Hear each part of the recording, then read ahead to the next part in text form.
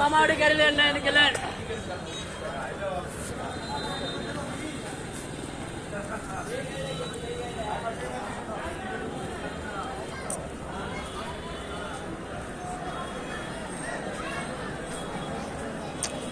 সালাতুল আসরের আজানের পরে আবারও ফিরে আসলাম ধারাবর্ধনায়। আমি মোহাম্মদ আসাদুজ্জামান, দিনাজপুর বিরামপুর থেকে আগত আমার সতীর্থ ধারাভাষ্যকার হোসেন।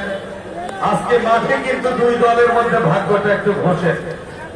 আমাদের ধারাভাষ্যকার কিন্তু মঞ্চে আছেন হোসেন ভাই, জয়পুর জেলা থেকে আগত। দিনাজপুরের লিচু আপনাদেরকেও দিয়ে যাব কিছু, না দিলে আমাদের ছাড়বেন না আপনারা পিছু। এই রয়্যাল লালার দেশে এসেছি, অর্থাৎ লাউদা নিলে লাও না নিলে লালাও। যাই হোক, মাঠের পশ্চিম প্রান্ত অবস্থান করছেন বেদনার রঙে নেভি ব্লু কালার।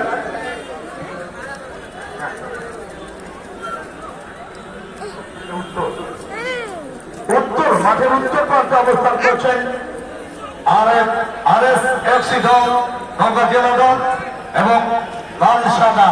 মাঠে কিন্তু নাই একটু কাদা, আমাদের মনগুলো কিন্তু সাদা, সবুজের বুকে লাল সেজে থাকবে চিরকাল। এই সেই লাল দল রাজশাহী সজদিয়াম, রাজশাহী জেলা দল। রাজশাহীর এখন আমাদের অনেকগুলো আজকে কাম, রাজশাহী রাম এবং নওগাঁও কিন্তু এখন আম হচ্ছে। নাক ফজদিয়ামের লড়াই, আমরা দুই ফজলির লড়াই আর অল্প কিছুক্ষণের মধ্যেই হবে। এই ঐতিহ্যবাহী নজিপুরের ঐতিহাসিক পাবলিক গ্রাউন্ডে সবুজের গাড়ি চাই ফুটবলের মহোৎসব রচনা করেছেন আয়োজক কমিটি, যারা তাদেরকে ধন্যবাদ কৃতজ্ঞতা জানাই। পত্নীতলা থানা ও নজিপুর পৌর বিএনপির যুবদল, ছাত্রদল সহ সকল অঙ্গ সংগঠন পত্নীতলা নওগাঁ এই আয়োজন যারা করেছেন সকলের প্রতি আমি কৃতজ্ঞতা জানিয়ে আনুষ্ঠানিক ধারাবর্ধনা